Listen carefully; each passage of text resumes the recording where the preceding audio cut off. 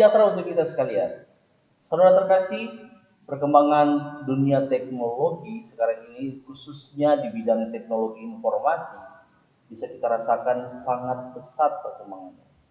Kita dapat melihat bahwa sampai di pelosok-pelosok desa pun telah memiliki akses internet yang lumayan mumpuni dan dengan fasilitas yang cukup memadai.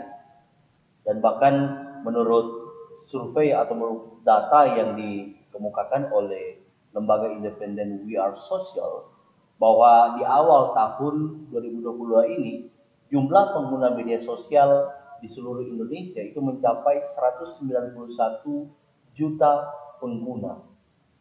Ini setara 75 sampai 80% dari penduduk Indonesia sendiri. Nah, ini tentunya merupakan sebuah jumlah yang tidak sedikit, dan dengan banyaknya jumlah pengguna media sosial ini, dunia internet atau pengguna internet di Indonesia termasuk salah satu yang terpadat di seluruh dunia. Nah, hal ini tentu bisa menimbulkan berbagai macam dampak, entah itu secara positif ataupun negatif. Secara negatif dapat kita saksikan lebih banyaknya kejahatan di dunia maya seperti berita-berita hoax atau kabar palsu atau penipuan ataupun penghinaan atau pasal bullying atau apapun itu semakin banyak kita temukan di era zaman sekarang ini. Namun dari sisi positif juga kita melihat berbagai macam informasi yang dapat memberikan pengembangan diri juga dapat dengan mudah kita temukan di media sosial. Oleh karena itu, media sosial yang semakin berkembang pesat ini perlu menjadi perhatian bagi gereja juga. Kita ingat bagaimana di awal masa pandemi COVID-19, seluruh gereja itu kemudian dipaksa harus menggunakan media teknologi informasi ini untuk memberikan layanan ibadah bagi jemaat. Dan ini tentu merupakan hal yang sebenarnya sudah harus dilakukan.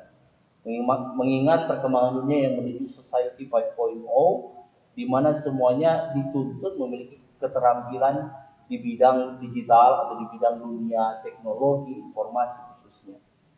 Dan bila gereja tidak mau beradaptasi dengan ini, maka gereja akan tertinggal jauh ke belakang dan mungkin saja dan jemaat pun tidak bisa menerima pelayanan secara optimal dari gereja karena mengalami ketertinggalan dalam hal bidang dunia teknologi informasi. Nah, sebagaimana saya katakan tadi, sekalipun ada tantangan atau ada rintangan berupa kejahatan-kejahatan secara digital, tapi kita juga bisa melihat di sini ada sebuah peluang atau kesempatan atau ladang pelayanan yang besar yang bisa gereja miliki, di mana ada semakin banyak umat yang bisa dibina, diberikan arahan bimbingan kerohanian secara lebih mudah dengan adanya media sosial ini. Gereja bisa menyampaikan khotbah-khotbah yang membangkitkan semangat, khotbah yang membangun kepribadian, khotbah yang membangun kerukunan di antara masyarakat dan lain sebagainya. Ini bisa menjadi peluang atau saya katakan tadi sebagai ladang pelayanan yang luas bagi gereja, dan gereja tidak boleh ignore, tidak boleh mengabaikan hal ini. Gereja juga harus turun sebagaimana pesan firman Tuhan dalam amanat agungnya, supaya gereja bisa memuridkan sebanyak mungkin orang, menjadikan segala bangsa murid.